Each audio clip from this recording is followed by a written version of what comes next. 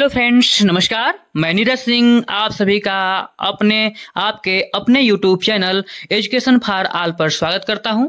साथियों, हम सभी लोग यूपी बोर्ड के नवीनतम पाठ्यक्रम पर आधारित कक्षा 8 के विज्ञान भारती थर्ड का अध्ययन कर रहे हैं, जिसके अंतर्गत हम सभी लोग फसल उत्पादन पाठ का अध्ययन करेंगे। हम सभी लोग इसके पहले फसल उत्पादन पाठ का पार्ट 1 के अंतर्गत कुछ अध्ययन कर चुके हैं, जिसके अंतर्गत हम सभी लोग मिट्टी तैयार करना, बीजों का चुनाव एवं बुआई, मृदा के पोषक तत्व आदि के बारे में अध्ययन किए हैं। मृदा के पोषक तत्व के अंतर्गत हम लोग मुख्य पोषक तत्व, गौण पोषक तत्व, सूक्ष्म पोषक तत्व आदि के बारे में अध्ययन कर चुके हैं।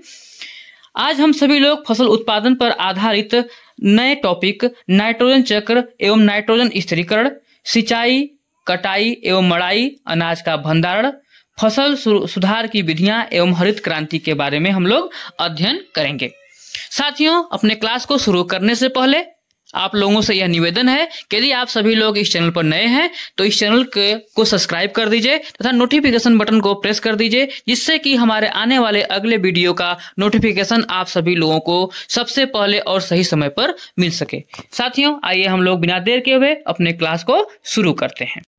फसल उत्पादन पाठ के अंतर्गत आज का जो टॉपिक है वह है नाइट्रोजन चक्र एवं नाइट्रोजन स्थिरीकरण।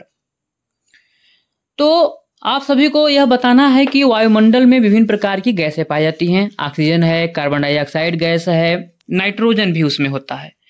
तो जो नाइट्रोजन होता है वह वायुमंडल में सबसे अधिक मात्रा में पाया जाता है, प्रचुर मात्रा में पाया जाता है, और इसकी उपस्थिति 78% होती है। कितनी होती है इसकी उपस्थिति? 78%। अर्थात वायुमंडल में जो नाइट्रोजन होता है वह 78% होता है। देखते हैं कि नाइट्रोजन चक्र क्या है और नाइट्रोजन स्थिरीकरण कैसे होता है।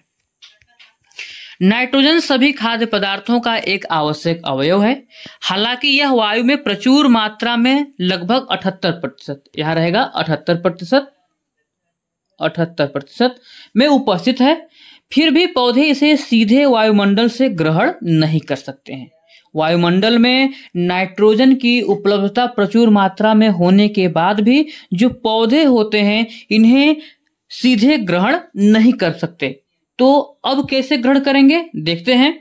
तो वायुमंडल की नाइट्रोजन को घुलनशील नाइट्रेस में बदलने की क्रिया नाइट्रोजन स्थिरीकरण कहलाती है। जो वायुमंडल की नाइट्रोजन को घुलनशील नाइट्रेस में बदलने की क्रिया नाइट्रोजन स्थिरीकरण कहलाती है। पौधे नाइट्रोजन को नाइट्रेस के रूप में निम्नलिखित विधियों द्वारा प्राप्त कर सकते हैं।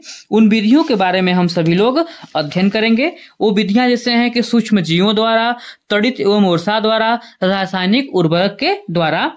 इन सभी विधियों के द्वारा जो पौधे होते हैं वायुमंडल के नाइट्रोजन को अपने अंदर नाइट्रेस के रूप में बदल करके, घुलनशील नाइट्रेस के रूप में बदल करके ग्रहण करते हैं।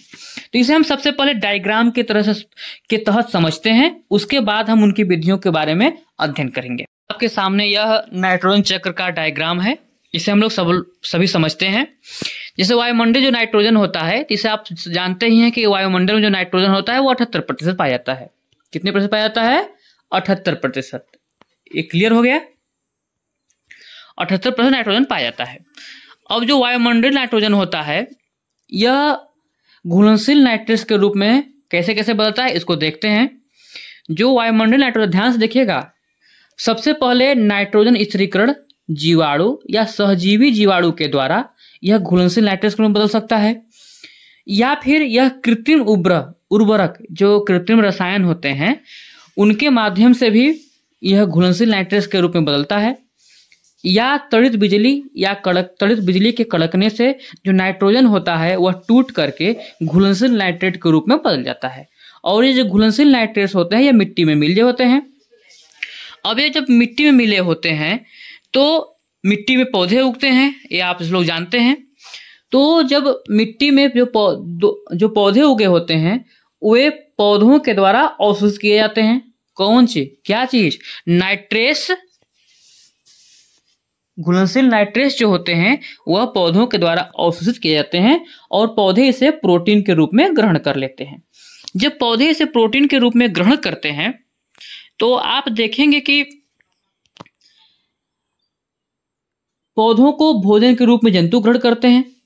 नाइट्रोजन कैसे आ रहा है सबके पास? अब ये भोजन के रूप में जब जंतु ग्रहण किए तो जंतुओं के पास नाइट्रोजन आया। जंतुओं से फिर नाइट्रोजन जो होता है या उनके मरने पर अपघटन होने के बाद या उनके मल मूत्र के अपघटन के बाद जो होता है, नाइट्रोजन के यौगिक जो होते हैं अमोनिया और नाइट्रेट्स में टूट जाते हैं।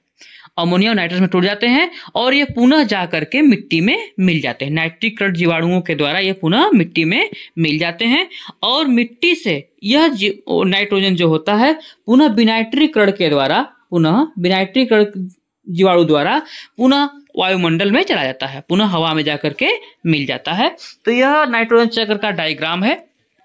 आगे हम सभी लोग देखते हैं तो देखते हैं कि पौधे नाइट्रोजन को नाइट्रेट्स के रूप में निम्नलिखित विधियों द्वारा कैसे बदलते हैं, उन सभी को हम देखते हैं।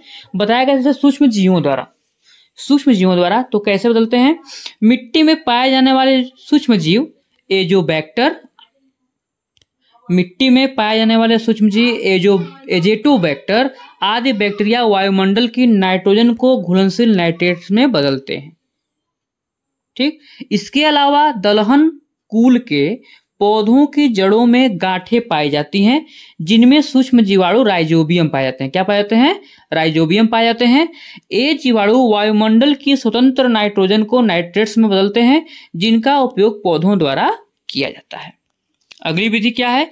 तड़ित एवं वर्षा द्वारा। तड़ित एवं वर्षा द्वारा तो तेज वर्षा के समय बिजली कड़कने पर नाइट्रोजन के ऑक्साइड बनते हैं जो वर्षा के जल में घुलकर अम्ल बनाते हैं। यह अम्ल वर्षा के साथ भूमि पर गिरता है जो कैल्शियम मैग्नीशियम को उनके घुलनशील नाइट्रेट्स में बदल देता है और जल में घुलकर ये लवण जड़ों द्वारा अवशोषित कर दिए जाते हैं। अर्थात तड़ित एवं वर्षा के द्वारा भी जो वायुमंडलीय नाइट्रोजन होता है वह टूट टूट करके घुलनशील नाइट्रेट्स में बदल जाता है और फिर यह जल में घुल करके पौधों के जड़ों द्वारा ग्रहण कर लिया जाता है। अगली जो विधि है रासायनिक उर्वरक द्वारा। वायु की नाइट्रोजन फैक्ट्रियों में रासायनिक यौगिकों में प्रयुक्त की जाती है। जो वायु की जो नाइट्रोजन होता है वह फैक्ट्रियों में रासायनिक यौगिकों में प्रयुक्त कर दी जाती है और उर्वरक के रूप में इनका इस्तेमाल भूमि की उर्वरता बढ़ाने के लिए किया जाता है। अनेकों प्रकार के उर्वरक हैं जिनका खेतों में छिड़काव करने के बाद नाइट्रोजन की जो कमी होती है वह पूरी हो जाती है। तो इन सभी विधियों के द्वारा वायु की नाइट्रोजन नाइट्रेट्स के रूप में पौधों द्वारा इस्तेमाल होकर भोज्य पदार्थों में जाती है और भोजन के रूप में जंतुओं में पहुंचती है। पौधों तथा जंतुओं के मृत होने पर सूक्ष्म जीवाणु द्वारा इनका अपघटन होता है और नाइट्रोजन पुनः वायु में मिल जाती है। यह आपको डायग्राम के माध्यम से बताया गया है। यह प्रक्रिया नाइट्रोजन चक्र कहलाती है। इसके द्वारा वायुमंडल में नाइट्रोजन की मात्रा स्थिर रहती है।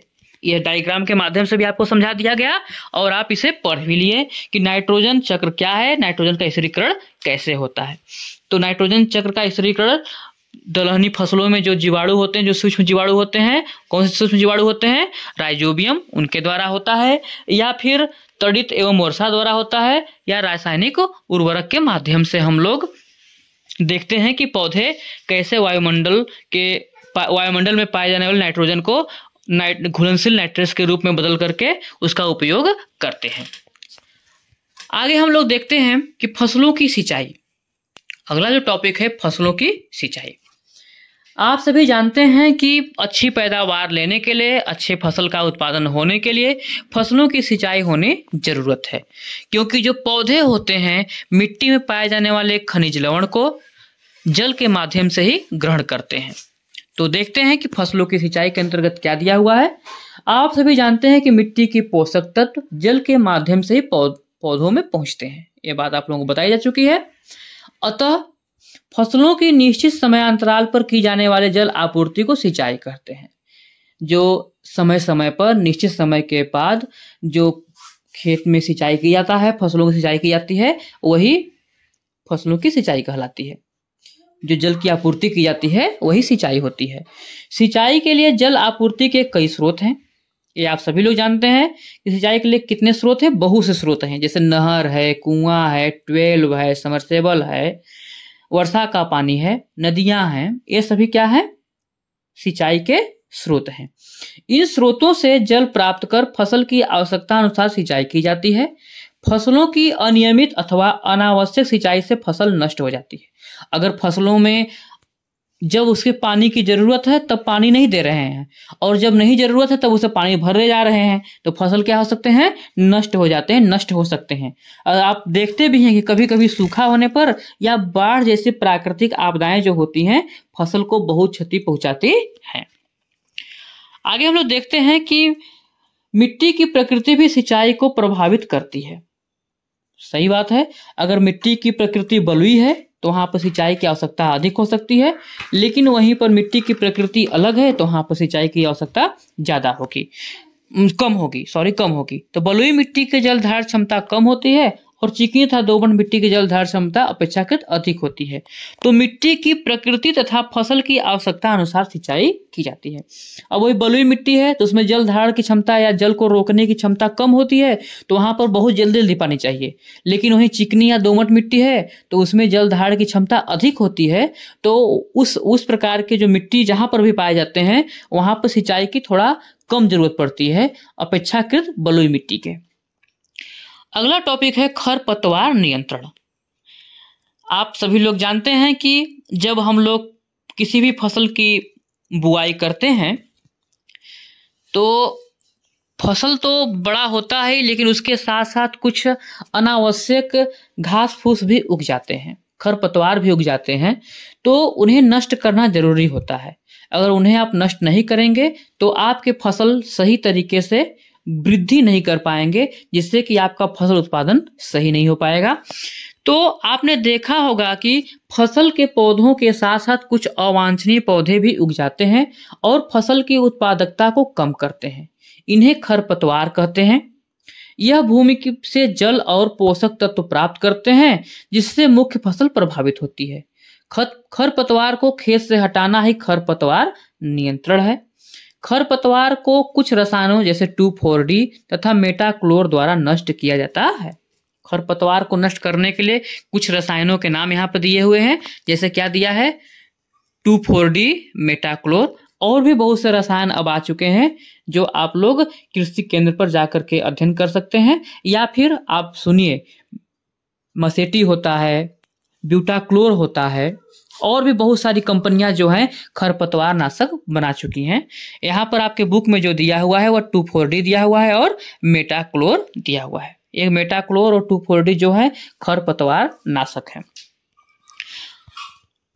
तैयार हो रही फसलों को पक्षियों, चूहे, इल्ली, टिड्डे आदि से बचाने के लिए विभिन्न उपाय किए जाते हैं। पक्षियों को उड़ाने के लिए खेत में काक भगोड़ा किया जाता है और ढोल बजाया जाता है। आप सभी लोग देखते होंगे खेत में अगर चूहे लगे हों तो आप क्या करते हैं, देखते हैं किसी आदमी का कपड़ा पहना करके एक थोक बनाकर खेत में गाड़ दिया जाता है, तो उसे हम लोग बिजुका कहते हैं। क्या कहते हैं? बिजुका कहते हैं। तो उससे क्या होता है कि जो भी जीव जंतु फसल को नुकसान पहुंचा रहे हैं तो वो सोचते हैं कि कोई मनुष्य है या कोई व्यक्ति पहरेदारी कर रहा है, तो जिससे वो फसल को नष्ट नहीं पहुंचाते हैं। ये आपके गांव में ऐसा देखने को मिलता है, या फिर आप लोग अपने घरों पर अपने माता पिता को ऐसा प्रयोग करते हुए देखे होंगे। अन्य पीड़कों के लिए पीड़कनाशी, फफूंद के लिए फफूंदनाशी, खरपतवार के लिए खरपतवारनाशी का इस्तेमाल हम सभी लोग करते हैं। जैसा कि चित्र में दिया भी गया है कि कोई व्यक्ति है अपने फसलों पर दवा का छिड़काव कर रहा है, खरपतवारनाशी का छिड़काव कर रहा है, जिससे कि खरपतवार नष्ट हो जाए और फसल उत्पादन अच्छा मिले। अगला टॉपिक है कटाई एवं मड़ाई। कटाई एवं मड़ाई। अब फसल तैयार हो गया, अब उसके बाद जो अगला चरण होता है वह होता है कटाई एवं मड़ाई। तो फसल पकने या तैयार होने के बाद फसल उत्पाद को काटना कटाई कहलाता है। अगर उसे हम लोग काट रहे हैं तो कटाई कहलाता है। फसल को हाथों द्वारा हंसिये या दरांती की सहायता से काटा जाता है। इसे आप लोग चित्र में देख भी सकते हैं कि दांतेदार हंसिया और साधारण हंसिया दोनों दिया हुआ है। इनकी सहायता से फसलों को काटा जाता है। धान और गेहूं की कटाई के लिए यंत्रों का प्रयोग करते हैं, और लेकिन फल तथा हरी सब्जियां हाथ से तोड़ी जाती हैं। यह ध्यान रखिएगा, ये नहीं कि फल है और हरी सब्जी तो उसे भी आप लोग दांतेदार हथियार से काटना शुरू कर दीजिएगा, ऐसा कुछ नहीं होता है। फल तथा हरी सब्जियों को हाथों से तोड़ा जाता है, हाथों से, और फसलों को हंसिए से या दरांतीदार हंसिया से काटा जाता है। समझ गए बच्चों? हाँ, ऐसा मत करिएगा जाइएगा घर पर और सब्जी फरा हुआ है, गुरुजी बताए हुए हैं कि हम लोगों को दांतेदार हंसिया या साधारण हंसिया से फसलों को काटा जाता है, तो सब्जी भी फसलों बस जाके आप लोग दांतेदार हंसिया से काटना शुरू कर दिया जाएगा, बहुत मार खाएंगे, मम्मी पापा बहुत मारेंगे। आगे देखते हैं, फसल के दानों से भूसा अलग करना मड़ाई कहलाता है। अगर आप फसल काट करके घर पर ला दिए तो फसल के दाने को दाने जो हैं, अगर दानों को और उससे भूसा को दोनों को अलग अलग जब किया जाता है तो वह मड़ाई कहलाता है। अक्सर कटाई एवं मड़ाई का कार्य विशेष यंत्र कंबाइन द्वारा एक साथ किया जाता है। कंबाइन द्वारा मतलब संयुक्त रूप से एक साथ भी किया जा सकता है। जैसे गेहूं की फसल आप लोग अगर जानते होंगे तो गेहूं की फसल जो होते है थ्रेसर में अगर थ्रेसिंग कर दिया जाए तो गेहूं एक तरफ हो जाता है और भूसा एक तरफ हो जाता है। दिया भी हुआ है कि गेहूं की मड़ाई थ्रेसर बैल चालित या शक्ति चालित द्वारा की जाती है। धान के लिए पैडी थ्रेसर का भी प्रयोग हो रहा है। अब आप लोग देख रहे होंगे अपने गांव में कि धान की मड़ाई के लिए भी थ्रेसर आ गए हैं, कि जिसमें कि जो पुआल होता है आगे निकल जाता है और आपका अनाज जो धान होता है आपको अलग मिल जाता है। तो नई नई तकनीकियां विकसित हो रही हैं, जिससे कि अब किसानों को अपने फसल उत्पादन में बहुत ज़्यादा सहयोग मिल रहा है। छोटे किसान जो होते हैं फटक कर बीजों को भूसे से अलग करते हैं। इस प्रक्रिया में भूसे से हल्के तिनके हवा के साथ उड़कर दूर चले जाते हैं और बीज भारी होने के कारण भूमि पर सीधे गिरते हैं। अब फसल मिल गया, फसल तैयार हो गया, कटाई भी किए, मड़ाई भी किए, फसल आपके यहाँ आ गया। अब उन फसलों को सही तरीके से रखना भी बहुत जरूरी है। अगर फसलों का भंडारण आप नहीं कर पाएंगे तो आपको वर्ष भर खाने को कुछ नहीं मिलेगा। तो फसलों का भंडारण कैसे करते हैं इसके बारे में हम सभी लोग जानते हैं। देखते हैं भंडारण।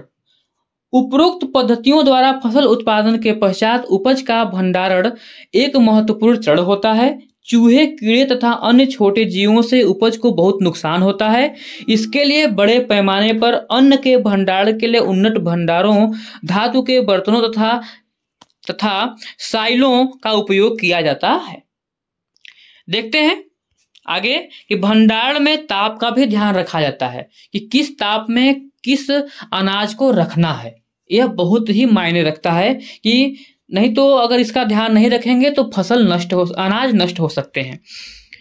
तो भंडारण में ताप का भी ध्यान रखा जाता है। जिन खाद्यान्नों में पानी की मात्रा कम होती है जैसे अनाज, दालें इत्यादि को कमरे के ताप पर सुरक्षित रखा जाता है। फल सब्जियों में पानी की मात्रा अधिक होने के कारण इन्हें कम ताप 0 डिग्री सेंटीग्रेड से 1 डिग्री सेंटीग्रेड पर संरक्षित किया जाता है। ये ध्यान दीजिएगा, इसे आप नोट कर लीजिएगा कि फल का संरक्षण, जो फल और सब्जियों का संरक्षण किया जाता है वो कितने तापमान पर किया जाता है? 0 डिग्री सेंटीग्रेड से 1 डिग्री सेंटीग्रेड पर संरक्षित किया जाता है। आगे कुछ पॉइंट्स दिए हुए हैं जिसके अंतर्गत हम सभी लोग भंडारण के बारे में समझते हैं। उचित भंडारण के लिए निम्नलिखित उद्देश्यों की पूर्ति संभव है। उचित भंडारण द्वारा वर्ष भर खाद्यान्न की उपलब्धता रहती है। भंडारण से क्या होता है? भंडारण से जो है वर्ष भर खाद्यान्न की उपलब्धता रहती है। आगे है, दूर दराज के क्षेत्रों में सुविधापूर्वक खाद्य पदार्थ पहुंचाए जा सकते हैं। जहां पर खाद्य पदार्थ या जो अनाज नहीं मिलते हैं वहां पर खाद्य पदार्थ को पहुंचाया जा सकता है। कीड़ों और कवकों द्वारा खाद्यान्न की हानि को रोका जा सकता है। आगे है, यदि कभी प्राकृतिक आपदा से फसल खराब हो जाती है, अगर कोई प्राकृतिक आपदा आ गई जैसे बाढ़ या सूखा आ गया, तो अगर फसल खराब हो गई तो उचित रूप से भंडारित अनाज को जनता को उपलब्ध कराया जा सकता है। इसलिए भंडारण की बहुत ही आवश्यकता होती है। खाद्यान्न का भंडारण भारतीय खाद्य संस्थान FCI के माल गोदामों में केंद्र तथा राज्य सरकार द्वारा किया जाता है। भारतीय खाद्य संस्थान FCI हम सभी लोग एफसीआई के बारे में, यह परीक्षा में अक्सर पूछा जाता है कि एफसीआई क्या है, तो हम सभी लोग एफसीआई के बारे में थोड़ा जानते हैं। तो हम सभी लोग देखते हैं कि एफसीआई क्या होता है। इसे सभी लोग ध्यान से देखिएगा। एफसीआई का पूरा नाम क्या होता है, पढ़िए जानिए। एफसीआई का पूरा नाम होता है food corporation of India. Food corporation of India यह जो भारत का एक सरकारी स्वामित्व वाला निगम है, अर्थात यह सरकारी है। इसका मुख्य उद्देश्य देश में खाद्य सुरक्षा सुनिश्चित करना और हर जगह जरूरतमंद तक खाद्यान्न पहुंचाना होता है। इसके लिए एफसीआई खाद्यान्न खरीदता है, उसे भंडारित करता है और देश भर में वितरित भी करता है। यह एफसीआई है। एफसीआई के बारे में हम लोग कुछ और खास बातें जानते हैं। प्यारे बच्चों, आप लोग वीडियो को रोक करके इसे जरूर नोट कर लीजिएगा। यह कभी चेंज नहीं होगा, यह पूरे जीवन भर आप सभी लोगों को काम देगा। एफसीआई के बारे में जो महत्वपूर्ण जानकारी है वो आपके सामने है, देखते हैं। इसकी स्थापना साल 1965 में हुई थी। एफसीआई की स्थापना कब हुई थी? 1965 में हुई थी। आपसे कोई पूछे कि एफसीआई की स्थापना कब हुई थी? सन 1965 में। एफसीआई का पूरा नाम क्या होता है? Food corporation of India. Food corporation of India. आगे देखते हैं, इसका मुख्यालय नई दिल्ली में है। एफसीआई का मुख्यालय कहाँ है? नई दिल्ली में। याद करते चलिएगा। एफसीआई देश भर में गोदामों और डिपो का नेटवर्क चलाता है, अर्थात यह अनाज को संरक्षित भी करता है और जरूरतमंदों तक खाद्यान्न को पहुंचाता भी है। यह अत्याधुनिक तकनीकों का इस्तेमाल करके अनाज का सुरक्षित और गुणवत्तापूर्ण भंडारण करता है। एफसीआई खाद्य आधारित कल्याण योजनाओं का कार्यान्वयन करता है। यह एफसीआई के बारे में महत्वपूर्ण पॉइंट्स थे। इसे आप लोग वीडियो रोक करके जरूर नोट्स कर लीजिएगा, जिससे कि यह एफसीआई पर जो भी कोई प्रश्न पूछे आप सभी लोग उस प्रश्नों का उत्तर दे सकिए। आगे हम लोग अपने पुस्तक पर आते हैं और देखते हैं अगला टॉपिक। अगला टॉपिक है हरित क्रांति एवं फसल समुन्नति। हरित क्रांति एवं फसल समुन्नति। तो इसके अंतर्गत हम सभी लोग देखते हैं कि फसल उत्पादन के सभी चरणबद्ध तरीके से अपनाए जाने पर पैदावार में वृद्धि होती है। यदि हम लोग फसल उत्पादन में वृद्धि चाहते हैं तो हमें सभी चरणों का सही तरीके से पालन करना पड़ेगा, जिससे कि हमारा फसल उत्पादन अधिक हो। देश की दिन प्रतिदिन बढ़ती जनसंख्या की खाद्य आपूर्ति के लिए फसल उत्पादन की पद्धतियों में सुधार और विकास होते रहते हैं। कृषि में सुधार लाने के उद्देश्य के लिए प्रयास 1960 से शुरू किए गए हैं। इसे हरित क्रांति कहते हैं। इसे क्या कहते हैं? जो भी हरित क्रांति का जो उद्देश्य था वह फसल उत्पादन में नई तकनीकियों के प्रयोग से फसल उत्पादन को बढ़ावा देना था, बढ़ोतरी करना था। वही हरित क्रांति का मुख्य उद्देश्य था। और इसके लिए जो प्रयास कब से किए जा रहे हैं? 1960 से ही प्रयास किए गए हैं। हरित क्रांति के तहत कृषि के क्षेत्र में आधुनिक कृषि यंत्रों जैसे ट्रैक्टर, हल, सिंचाई के साधन जैसे ट्यूबवेल, उन्नत कोटि के बीज, कीटनाशक दवाओं तथा रासायनिक उर्वरकों के प्रयोग से फसल उत्पादन में पर्याप्त वृद्धि हुई है। फसल उत्पादन में वृद्धि का दूसरा उपाय फसल की उन्नत किस्मों का विकास एवं उपयोग करना है। यह प्रणाली फसल समुन्नति कहलाती है। अगर फसलों के उन्नत किस्मों का अगर हम लोग चयन करते हैं तो हमें जो है फसल उत्पादन में बढ़ोतरी मिलती है। आगे है, इसमें वांछित गुण वाली दो भिन्न किस्मों में से परस्पर संकरण करवाकर एक नई किस्म विकसित की जाती है, जिसे हाइब्रिड कहते हैं। जैसे गेहूं की एक किस्म की उत्पादकता अधिक है किंतु कवकों के द्वारा संक्रमण शीघ्र हो जाता है, जबकि दूसरी किस्म की उत्पादकता कम किंतु कवकों से संक्रमण के प्रति प्रतिरोधकता अधिक होती है। अगर मान लीजिए गेहूं की दो नस्लें हैं, एक में जो है फंगस लग जाते हैं और लेकिन पैदावार अधिक है, और एक गेहूं की किस्म है जिसमें फंगस नहीं लगते हैं, उसमें प्रतिरोधक क्षमता है पर उसकी पैदावार कम है। तो इन दोनों किस्मों के संकरण द्वारा, मतलब इनमें हाइब्रिड संकरण द्वारा गेहूं की एक ऐसी किस्म विकसित की जा सकती है जिसकी उत्पादकता भी अधिक हो और कवकों द्वारा संक्रमण की भी संभावना कम रहे।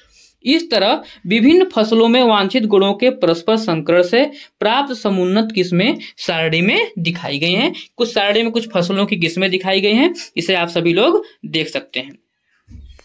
जैसे कि फसल है समुन्नत किस्में, जैसे गेहूं का याद कर लीजिएगा। इसे भी गेहूं की जो किस्म है सोनालिका है, कल्याण सोना है। पूछ दिया आपसे कोई प्रश्न कि सोनालिका किस फसल का किस्म है, तो गेहूं का है। कल्याण सोना क्या है, गेहूं की एक प्रजाति है, किस्म है। धान में क्या है, जया है, पद्मा है, पूसा 215 है।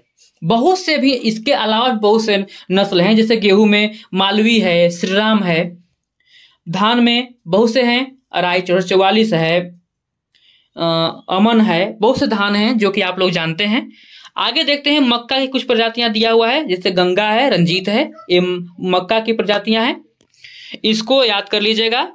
आगे है उन्नत बीजों के उपयोग से उत्पादन में वृद्धि हुई है, परंतु इससे मिट्टी की गुणवत्ता एवं जल की उपलब्धता पर विपरीत प्रभाव पड़ रहा है। भूमिगत जल की मात्रा में लगातार कमी आ रही है। इसके कई अन्य कारण भी हैं, जैसे जंगलों की कटाई, औद्योगिकीकरण, प्रदूषण इत्यादि। भूमिगत जल स्तर को संरक्षित रखना अति आवश्यक है और इसके लिए वर्षा जल संवर्धन और जल संरक्षण को लगातार प्रोत्साहित किया जा रहा है।